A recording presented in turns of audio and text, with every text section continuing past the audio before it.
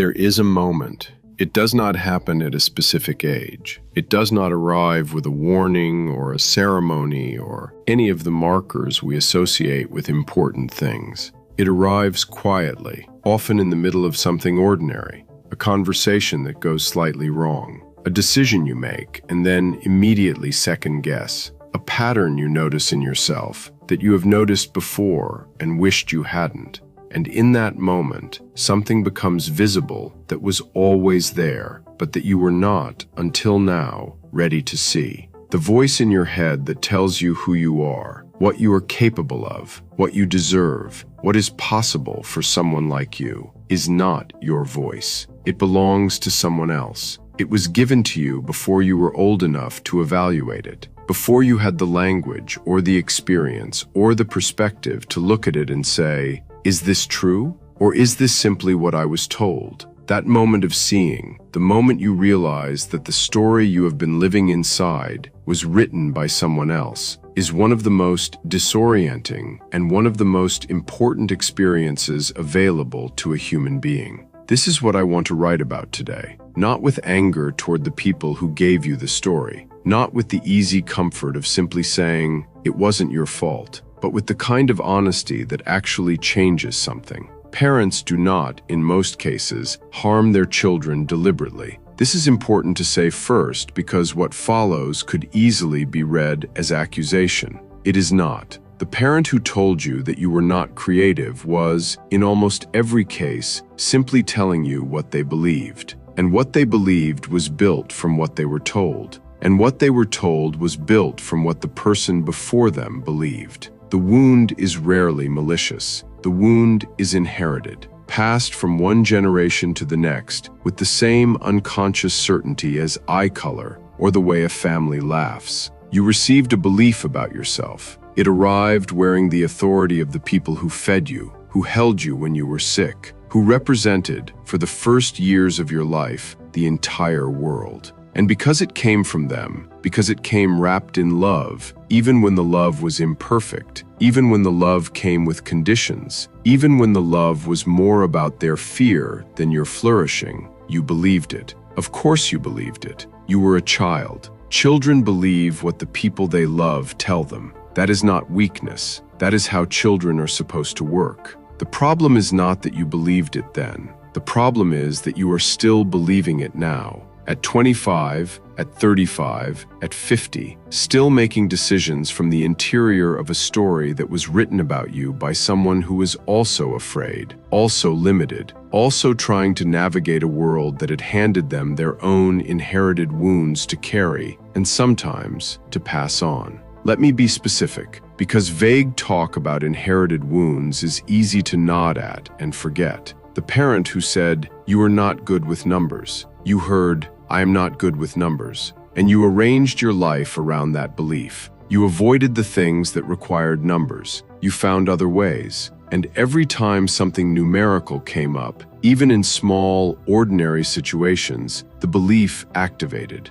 without being examined, without being tested, without being asked, is this still true? Was it ever true? Or was it an observation made in a single moment by someone who was also not good with numbers and who recognized in you their own limitation and, without meaning to, handed it to you as an identity? The parent who said, "You are too sensitive," you heard, "Sensitivity is a problem," and you spent years building a wall between yourself and your own feeling. You learned to dismiss what you felt before others could dismiss it. You learned to call your perception of things overreaction before anyone else had the chance to. And you became, over time, very good at not feeling things publicly and less able to feel them privately. And you called this strength. And it was, in some ways, but it was also a loss. The parent who said, "People like us don't do things like that," you heard, "I have a category, and the category has limits. And the limits are not mine to question." And so you stayed inside them, even when everything in you pressed against the walls, even when the thing you wanted was completely available to you, but lived on the other side of a belief that you had never examined, but that you treated as geography, as fixed and unchangeable as the ground. These are not small things. A belief about what you are capable of, held firmly and unconsciously from early childhood through adulthood, shapes everything. Seeing the story as a story, rather than as truth, is some of the most important work a person can do. And it is not done once. This is what most people don't understand when they begin. They have the realization, the moment of seeing, and they think, now I know. And knowing will change it. But the belief is not stored in the knowing mind. It is stored somewhere older, somewhere that predates your ability to reason, somewhere in the body, in the patterns of reaction, in the automatic responses that activate before the thinking mind has a chance to intervene. Knowing that a belief is false does not, by itself, dissolve it. It is the first step, a necessary one, but only the first. What comes after is harder and slower and more repetitive than most people want it to be. What comes after is the work of catching the belief in action, not in retrospect, not in a quiet moment of reflection, in the moment it activates. The moment you are about to say, I can't do that. The moment you are about to defer when you don't need to defer. The moment you are about to make yourself smaller in a room where you have every right to take up space. That is the moment, not after, in. And in that moment, you have a choice that you did not know you had when you were 7 years old and the belief was being installed. You can pause and ask, is this mine? Not, is this comfortable? Not, does this feel true?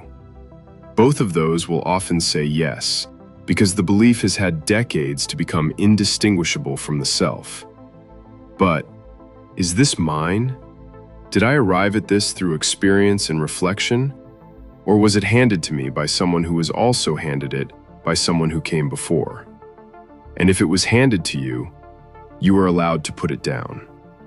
Not all at once, not with a single decision, not cleanly or permanently, or without the belief reasserting itself, sometimes loudly, when you are tired or afraid or in unfamiliar territory. But slowly, repeatedly, with the patient, unglamorous, deeply unsexy work of choosing a different response in the moments when the old one activates. I want to say something about the grief that comes with this work, because there is grief. The moment you realize your parents were wrong about you is not only liberating, it is also a loss. Because the belief, however limiting, was also a form of connection. It was part of the texture of the relationship, part of what felt like being known by them. To release the belief is to acknowledge that the version of you they knew, the version they shaped, was not the full version, was not the actual you, was a you that was possible within the story they gave you, rather than the you that exists beyond it. And that acknowledgement carries with it a loneliness that is specific and strange. The loneliness of outgrowing the story, while the people who gave it to you remain inside it. Some parents, when their children begin to grow beyond the story, welcome it. They expand with them. They are curious about the version that is emerging. They let go of the version they created with something that looks like pride. Others cannot, because your expansion implicitly questions the story they are still living inside. Because if you were capable of more than they said, what does that mean about what they said? About what they believed? About what was passed to them and what they passed on? These are questions that some people can hold with curiosity, and others experience as threat. And you cannot control which kind of parent you have. You can only control what you do with the story they gave you, whether you carry it for the rest of your life as if it were the truth, or whether you hold it gently, with understanding of how it arrived, with compassion for the person who gave it, and with the clear-eyed recognition that it was never the full picture of who you are. Let me tell you what is on the other side of this work. Not perfection, not the absence of the old beliefs. They will still arise, They may always arise. The voice that says, "Not enough, not capable, not for you," does not disappear. What changes is the relationship to the voice. You begin to hear it as information about the past rather than instruction for the present. You begin to recognize it the way you might recognize an old, anxious relative who means well and whose advice was relevant to a time and a place and a version of you that no longer exists. You can hear them out. You can thank them for their concern, and you can make a different choice. That is not a dramatic transformation. It does not feel like the moment in a film where the music swells and everything becomes clear. It feels like a small, quiet choice made in an ordinary moment that nobody witnesses and that does not immediately produce any visible result. But over time, over many such moments, accumulated across months and years, the story changes. Not the story they gave you. That remains what it was.